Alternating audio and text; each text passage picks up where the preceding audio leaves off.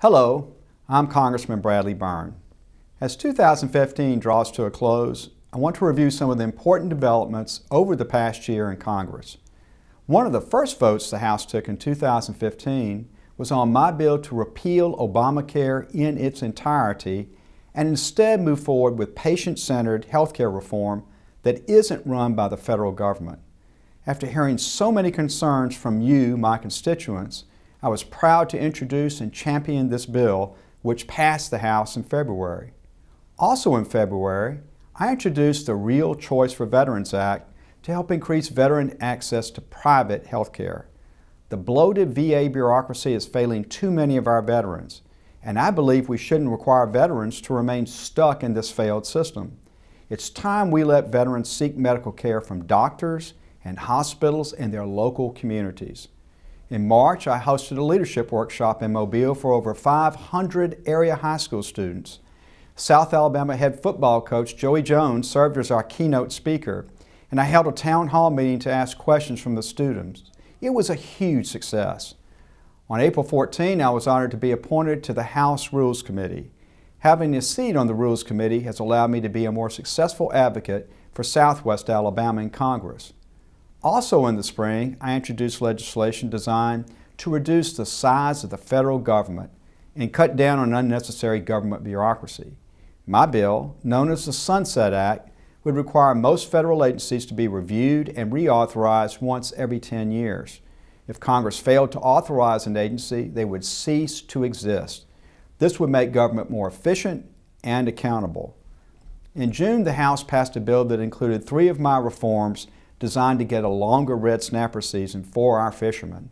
My provisions would repeal the inflexible quotas, extend state water boundaries for each Gulf state to 9 nautical miles, and remove data collection and stock assessments from federal control. I was proud to get these important provisions passed in the House. In August, I traveled to Israel to visit with our strongest ally in the Middle East. We talked a lot about the Iran nuclear agreement and the harmful impact it would have on Israel and the world. When I returned to Washington, I voted to stop the deal from taking effect, and I will continue to push back against this really bad deal. In August, I also held a Conservative Solutions town hall tour to listen to your concerns and ideas.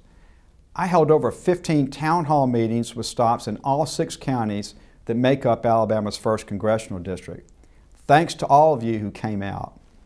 This fall, I was pleased to see the National Defense Authorization Act signed into law. As a member of the House Armed Services Committee, I worked hard to ensure the bill included authorization to build additional Navy ships at the Austal Shipyard in Mobile. I remain so impressed by the work done by the men and women who work at our shipyard. And in December, Congress finally agreed on a long-term highway bill. This was the first highway bill lasting longer than 2 years since 2005. Having a long-term highway bill in place will allow us to move forward with important highway projects like the I-10 bridge in Mobile, Highway 98 in Mobile County, and Highway 45 in Washington County. Speaking of the I-10 bridge, we made significant progress this year on getting the bridge built. I hosted Transportation Secretary Anthony Fox in Mobile, and he agreed to make our project a national priority. 2015 was definitely a good year for the bridge project.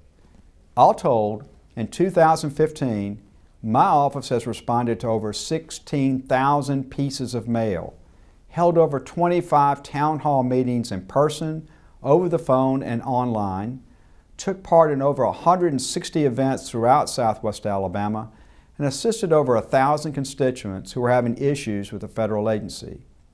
We made significant progress in 2015, but more work certainly remains. I'm committed to continuing to fight for our area's priorities in Congress and pushing for a smaller, more accountable federal government. As always, please let me know if my office can ever be of assistance to you, and I wish you all a very happy new year.